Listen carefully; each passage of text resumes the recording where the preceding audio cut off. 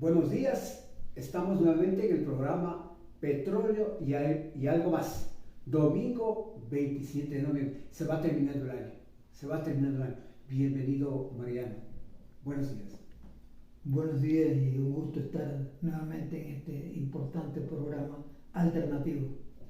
Bueno, existen varios temas, ¿no? Pero yo creo que deberíamos focalizar este conversatorio en algo que nos parece sumamente importante. La presencia del ministro de Energía y Minas, el ingeniero Fernando Santos Albite. Su presencia tiene una connotación muy especial. Mariano, ¿qué conoces tú de la presencia del ministro en este momento?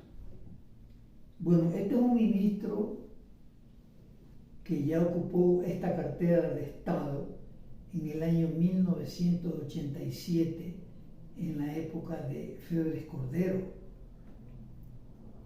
Y desde ahí se lo conoce, pero a él se lo conoce como un elemento que es antinacional, que para él todo lo que huele a empresas públicas, empresas del Estado, no vale, no sirve.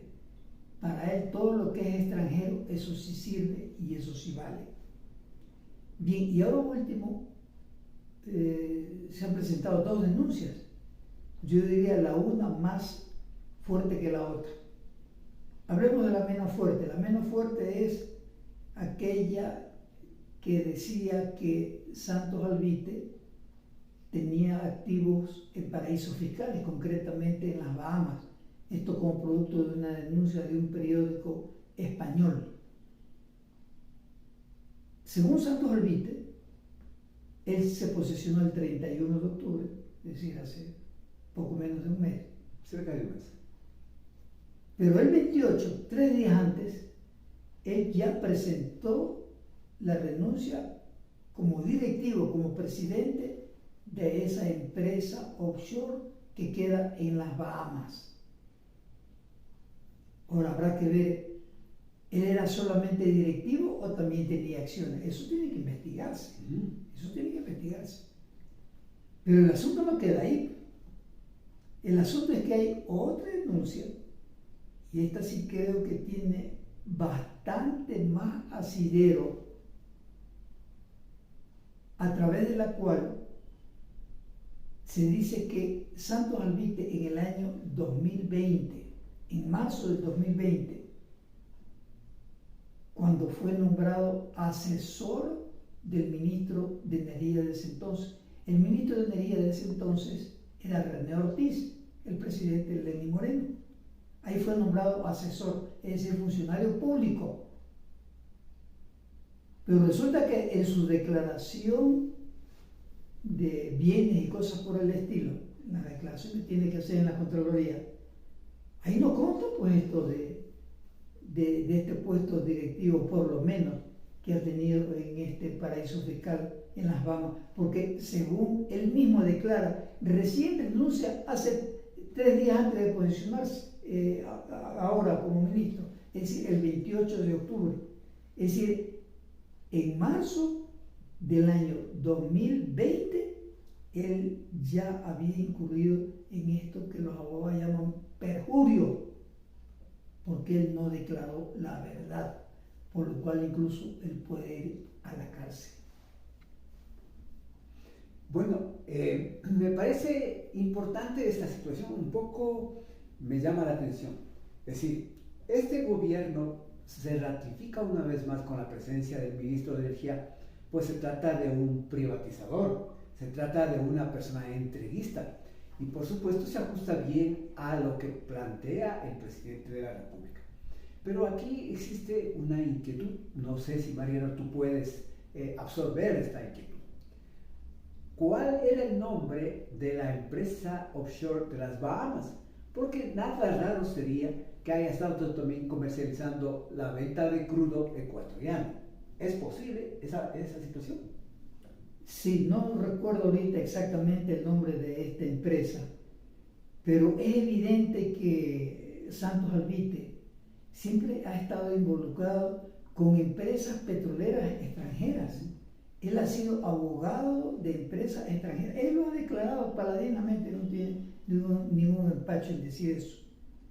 Pero lo grave resulta, y claro, esto encaja con el pensamiento del propio Guillermo Lasso, que él quiere privatizar absolutamente todo, e inclusive en cuestión de juicios internacionales, él se pone del lado de las compañías extranjeras. Un elemento antinacional, ¿no? Lógico, por lo menos quédese callado, por lo menos quédese callado. Y el caso más emblemático es el caso Texaco. Texaco es una empresa que trabajó aquí en el país más de 20 años, y las comunidades amazónicas resolvieron organizarse y presentar una demanda por los tremendos daños ambientales ocasionados, porque Texaco cuando estuvo aquí en nuestro país hizo lo que le vino en gana en temas ambientales. Por ejemplo, quemó, y hasta ahora se sigue quemando gas en los mecheros en la región amazónica, generando tremenda contaminación. Incluso esta contaminación ha generado un fenómeno en nuestra región amazónica. El fenómeno que ha generado es de que ahora se producen lo que se llaman lluvias ácidas. Es decir, el agua de estas lluvias no es buena para la agricultura, no es bueno para beber. ¿Por qué? Porque son aguas contaminadas. ¿Producto de qué? Producto precisamente de este efecto, principalmente de este efecto del gas que se quema en los mecheros de la región amazónica. Una cosa que hasta ahora ocurre. Mariano, yo te propongo una cosa para no desviarnos del ministro. Yo creo que el tema Texaco deberíamos darle un trato adecuado, especial, un tiempo para eso. Porque evidentemente hay cosas, por ejemplo, hay toda una campaña en contra de los abogados de las nacionalidades en este momento, ¿no es cierto? Hay una serie de temas que tú señalas, la contaminación, el trato indiscriminado que había con los trabajadores. Incluso deberíamos topar como se embarca en lo mismo, como estuvo la presencia de la GUL. Recuerda, tú también conoces el tema de la presencia en la costa de la petrolera esta, la GUL. Pero volviendo a lo del ministro, es decir, el ministro es un especialista en irse contra los intereses del país, trabajar por las petroleras, y evidentemente hoy no creo que esté alejado de esa realidad. Debe estar tramando algo desde adentro para propiciar, conducir todo el tema petrolero, la producción, la explotación, hacia las petroleras. Porque se habla nuevamente de que la producción petrolera para el próximo año se incrementaría. ¿Será posible este tipo de incremento, como también lo está planteando el propio ministro Fernando Santos? Yo no creo que vayan a incrementar la producción, y si la van a incrementar, lo van a hacer en valores mínimos, pequeños. ¿Por qué razón? Porque el ministro no es un técnico, el ministro es un abogado, y es un tipo que está ahí para hacer negocio. Yo pongo un par de ejemplos. ¿Qué negocio nomás piensa hacer este ministro? En primer lugar, el oleoducto de crudos pesados, el OCP. El OCP ya tiene que ser revertido al Estado el próximo año. Es importante ese dato, por ejemplo. Claro. Muy importante. Pero ¿qué pasa? Resulta que no lo van a revertir el próximo año, sino que le van a continuar, o sea, le van a prolongar el contrato que tiene. La compañía que maneja el OCP se llama Compañía OCP Limitada, no sé cómo. Entonces ellos van a continuar manejando eso. ¿Y quién está a su cargo de eso? El ministro. El ministro. Pero no es el único caso, hay otro caso. Resulta que hay un contrato con la compañía Repsol. Española, ¿no? Española, que tiene activos, campos petroleros en el bloque 16 y en el bloque 67. Resulta que estos campos ya tienen que ser revertidos al Estado de este año. Y en diciembre, o sea, ahorita ya mismo, faltan días solamente. Pero resulta que se ha dado una transacción por ahí mañosa. Al parecer, esta fue aprobada por el primer ministro que tuvo Guillermo Lasso, que fue Bermeo.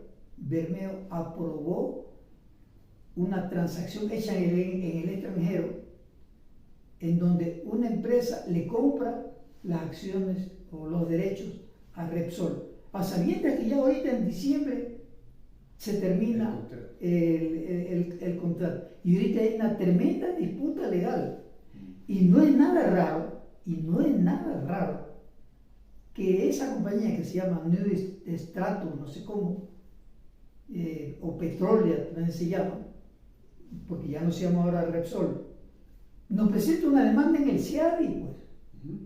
Y el CIADI, ya sabemos, es un organismo de robo, de chantaje, de piratería, porque en el CIADI pueden presentar demandas las compañías contra los estados, pero los estados, viceversa, no pueden presentar demandas contra las compañías.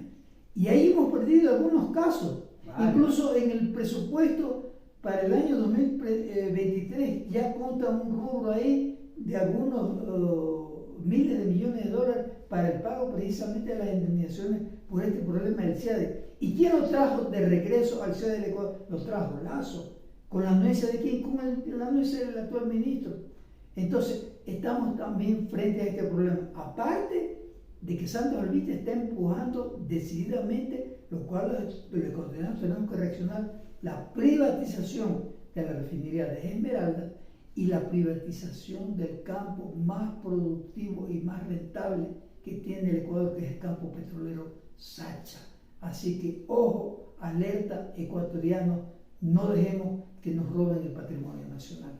Importante, Mariano, yo creo que amerita igualmente un programa y hacer el seguimiento respectivo de lo que significa la reversión de varios campos y del OCP al Estado ecuatoriano. Me parece que hay que hacer el seguimiento porque lamentablemente no es el lenguaje que se maneja alrededor del tema petrolero, es manipulado justamente para que nuestra gente no entienda, no conozca y los enredos jurídicos que alrededor de ello se hacen. Me parece interesantísimo lo que hoy en este programa Domingo Petrolero y algo más se ha dado a conocer, cosas que el común denominador no lo manejamos, no lo conocemos, y hoy creo que se levanta una expectativa en torno a esta situación, que es también la defensa de la soberanía nacional. Interesante, Mariano, esta parte que tú nos señalas. Así es muy importante, porque no es el hecho de estar en favor o en contra de las privatizaciones porque a uno le da la gana. Uno está en favor o en contra de las privatizaciones porque este hecho, es decir, el hecho de privatizar, significa no solo el enajenamiento de activos que nos pertenecen a todos los ecuatorianos, sino que significan también una disminución significativa en los ingresos. Fuera de lo que se roba, Mariano. Fuera de lo que se roba. Evidentemente, Mira, yo pongo un ejemplo que para mí es muy ilustrativo. El campo petrolero Auca. No, el campo petrolero Auca, o bloques, tiene un número ese bloque, yo hasta a veces me confundo porque un poco... Han cambiado un montón de veces. Perdón. Han cambiado un montón de veces los números, nombres. Bueno, no tanto eso, sino que como son un poco de números, entonces uno a veces se hace lío. Pero no nos compliquemos. Por ahí es el campo petrolero Auca, que fue entregado en combo a la compañía Slumbres, una compañía extranjera, norteamericana, no es francesa por si acaso. Y resulta que ahí, en contratos que se llaman de prestación de servicios, el Estado paga una tarifa por encima de los $30. ¿Qué significa esto? Significa que si el Estado estuviera manejando ese campo petrolero, ¿cuánto le costaría al Estado? Al Estado le costaría no más allá de $15, a lo mejor $14. Es decir, hay por lo menos $15, $16 por barril que nosotros estamos pagando como exceso en esos contratos. Hay que precisar para quienes nos ven y nos escuchan que en estos contratos de prestación de servicios no se dice vamos a privatizar, no se dice vamos a concesionar no se dice vamos a, bueno, tantas frases que se han inventado, sino que dicen, este es un contrato de prestación de servicio. ¿En qué consiste ese contrato de prestación de servicio? Que el Estado le cede la operación, el manejo de un campo petrolero a una empresa, ¿no? Y a cambio del manejo de petrolero por parte de esa empresa, el Estado le paga una tarifa. Es decir, todos los ecuatorianos le pagamos una tarifa a esa empresa. Si esa tarifa es alta, los ingresos para el Estado son menores, evidentemente. Entonces, aquí, por ejemplo, vemos un caso emblemático, clarísimo, y así podemos poner algunos ejemplos, en el sentido de que el Estado pierde centenares de millones de dólares como producto de estos manejos inescrupulosos, que ya digo, no es que dicen esto se privatizó, esto se concesionó, sino que simplemente le ponen nombre, prestación de servicio, entrega el campo a una petrolera y ahí está el gran negocio. Bien, Mariano, creo que hemos dado a conocer una serie de elementos que nuestra audiencia a lo mejor desconoce, de los tipos de contratos, lo que está planteado, las grandes pérdidas. En tema petrolero tenemos para ser amplios en esta parte, para nuestra audiencia, para quienes nos escuchan. Hagamos un alto. Yo creo que debe ser un alto para pasar al segundo tema. A ver, estamos, también uno de los temas que nosotros queríamos conversar contigo es la situación que vive nuestra población. Creo que deberíamos nosotros abordar la crisis que vive el país en todos los sentidos y la migración en particular. Hay algunas cosas alarmantes, preocupantes, Mariano. Relátanos un poco lo que tú conoces sobre este tema de la migración.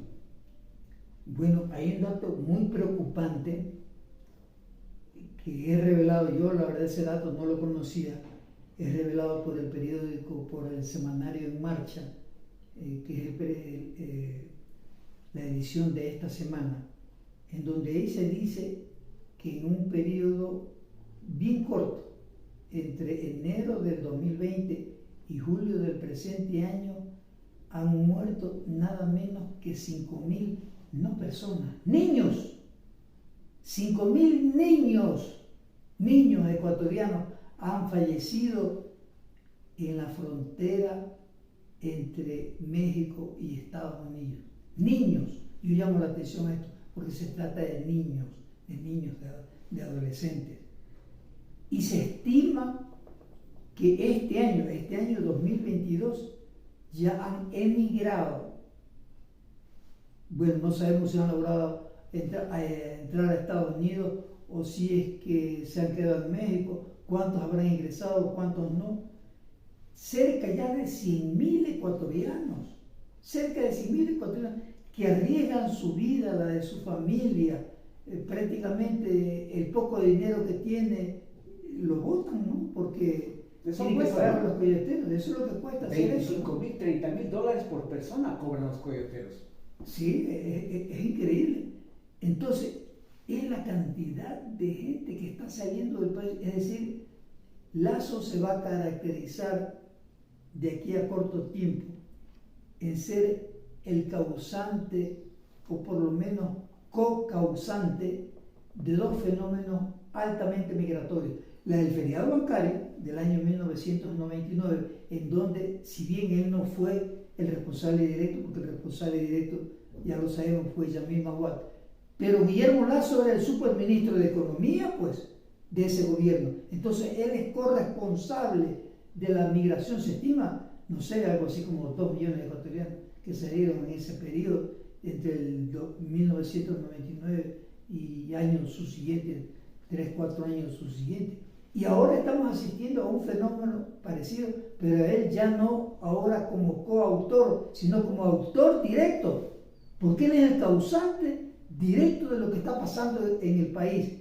Es decir, este estado de descomposición total en la institucionalidad, este problema del desempleo, este problema de las mafias, este problema de la juventud que nunca le han puesto interés los diferentes gobiernos y que tiene que ver con el hecho de que hay más de 1,5 millones de jóvenes ecuatorianos que no estudian ni trabajan, los llamados ni estudian ni trabajan.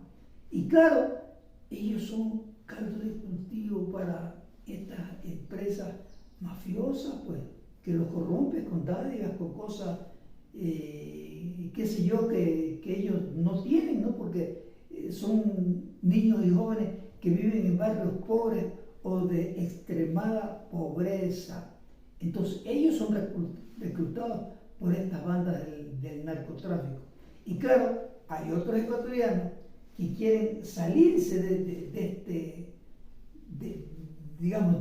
estado, de este escenario de calamidad total, porque aquí ya no hay seguridad para nada. Entonces, claro, quieren salir de este país a como de lugar, porque aquí no hay seguridad para nada. Tú sales a la esquina, o qué sé yo, tú sales para hacer cualquier gestión, caray, tú tienes que estar mirando adelante, atrás, a la izquierda, a la derecha, y estar siempre a la defensiva. A la defensiva. Entonces no puede ser. Este es el Estado, este es el país en el que estamos viviendo, y el causante directo, Lazo, un elemento inepto, y que está metido en la corrupción hasta las orejas. Una cosa importante que creo que necesitamos a nuestros amigos refrescar, porque a lo mejor sí están informados. Todas las semanas, ya ahora es así, ocurre que descubren en México casas donde están amontonados, a lo mejor no es el término exacto, migrantes esperando que los coyoteros recibir un porcentaje más de dinero para continuar en el proceso de la migración. Esa es una parte, y se han encontrado algunos muertos por el hacinamiento en vehículos en sitios en la Ciudad de México. Esto es una cuestión permanente. Familias que salen a los medios de comunicación a pedir ayuda, por lo menos para que los cadáveres de los migrantes, jóvenes en particular, vuelvan a sus familias, por lo menos en ese sentido. Lo que tú señalas, los 5,000 niños muertos, o jóvenes también, alarmante, ¿no es cierto? Y el otro camino que tampoco lo conocemos es la migración a través de la selva del Darién, que es uno de los caminos que han escogido los coyoteros para llevar. Grave la situación. Yo creo que es un tema que no va a parar, se va a aumentar dada la crisis. Y claro, los negocios, la forma de mirar del Estado, el papel del Estado, el papel del presidente Lazo en estos momentos, no es para resolver, es para resolver los problemas de sus amigos, ¿no es cierto? En esa línea está. Y la crisis se profundiza, la falta de trabajo, empleo. Yo te quiero comentar solamente un aspecto que me enteré hace poco.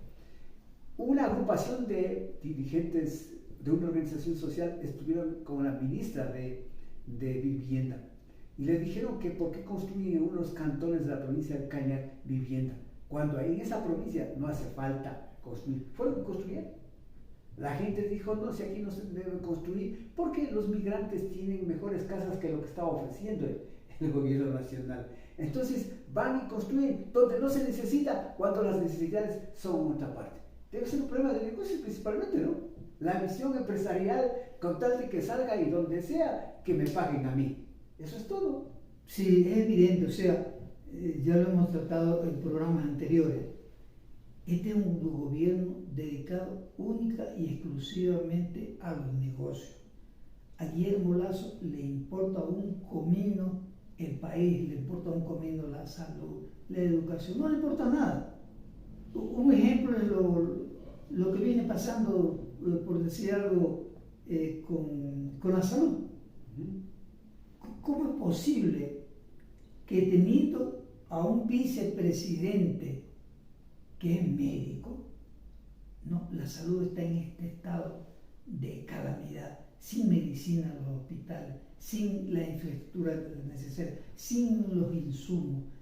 La gente que no tiene dinero se muere. Aquí hay otro dato interesante que lo leía en uno de los diarios de Guayaquil, me parece que en Diario Expreso, que hablaba que este año han fallecido como producto de no tener los medicamentos necesarios más de 100 niños. Otra vez llegamos a los niños.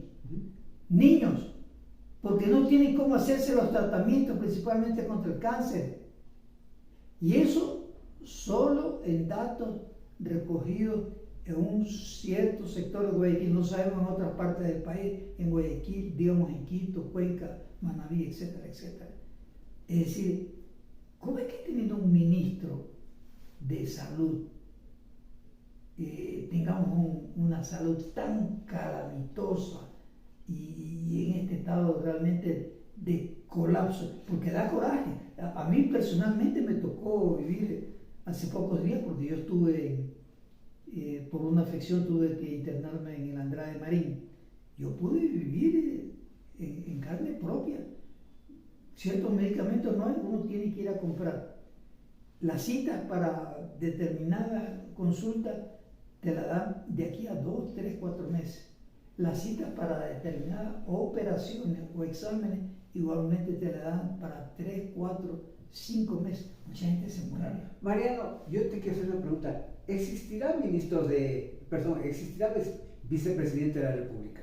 Nadie lo sabe, nadie lo ve. Bueno, ahora lo pudimos observar porque se fue a Qatar. Pero hicieron una cantidad de memes interesantes a propósito del fútbol.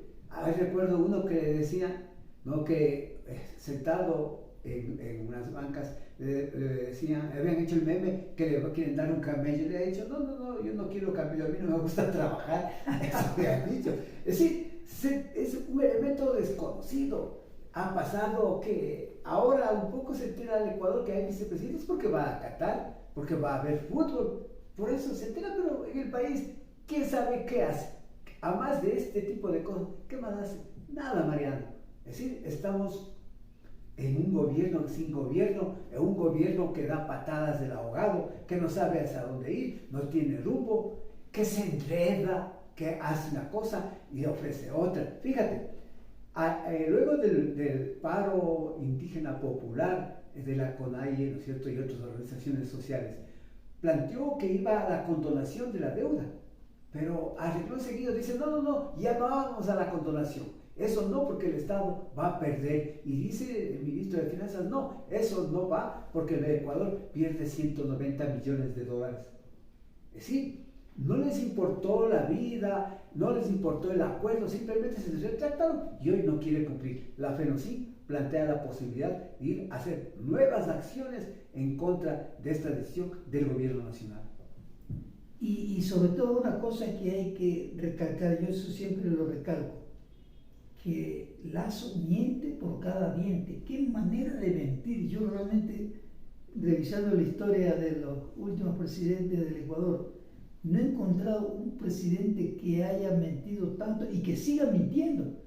Acordémonos, en el paro indígena popular de junio, él dijo, ya presionado por la masa, vean, yo no voy a privatizar nada que sea del sector público o de los bienes públicos, yo no voy a privatizar. Eso lo dijo paladinamente.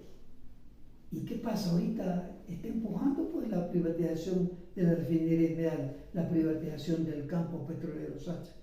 Es decir, es increíble la forma de mentir de esta persona, de este individuo, porque realmente no tiene otro calificativo.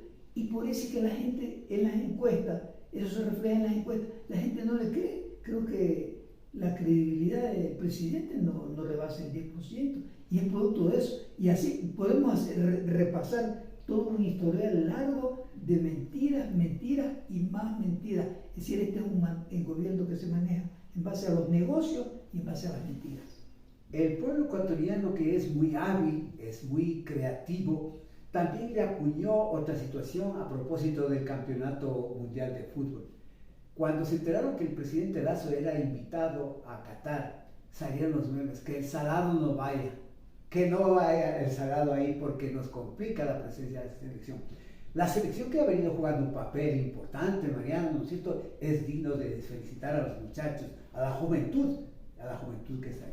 Pero, Mariano, un poco, igual topando un aspecto, yo quiero que nos refiramos también en un aspecto corto, porque el tiempo ya también nos persigue en este programa, a los 40 años de la Central Sindical Revolucionaria, la UGT. Acaba de cumplir este 21 y 22 de este mes 40 años de existencia. Importante, Mariano, tú has estado cerca, tú has conocido a los dirigentes nacionales de la central sindical.